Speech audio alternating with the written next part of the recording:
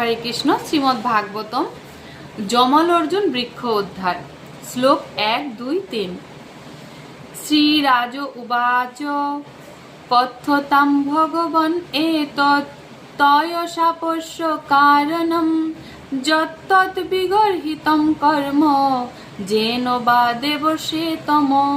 অনুবাদ: মহারাজ পরীক্ষিত সুখদেব গোস্বামীকে জিজ্ঞাসা করলেন, হে পরমারাধ্য মুনিবর, কি কারণে নারদ মুনি নলকুবর এবং মণিগ্রীবকে অভিশাপ দিয়েছিলেন? তারা কি এমন নিন্দনীয় কর্ম করেছিলেন যার ফলে দেবর্ষি নারদও ক্রুদ্ধ হয়েছিলেন? দয়া করে আপনি আমার কাছে তা বর্ণনা করুন।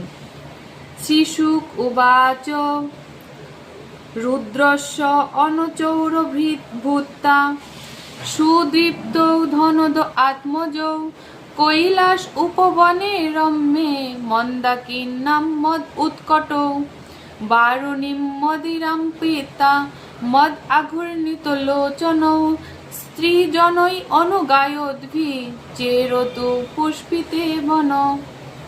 অনুবাদ: সুখদেব গোস্বামী বললেন, হে মহারাজ পরীক্ষিত, কুবেরের সেই দুটি পুত্র শিবের পার্শ্বদত্ত লাভ করেছিলেন এবং সেই পদগর্বে অত্যন্ত গর্বিত হয়ে তারা কৈলাস পর্বতে মন্দাকিনীর তীরে সুরম্য উপবনে বারুণী নাম্নী মদিরার পান করে। মদ ঘূর্ণিত লোচনে নারীদের সঙ্গে পুষ্প শোভিত বনে বিচরণ করতেন। তখন তারা গান করলে নারীরাও সঙ্গে সঙ্গে গান করতেন। শ্রী শ্রী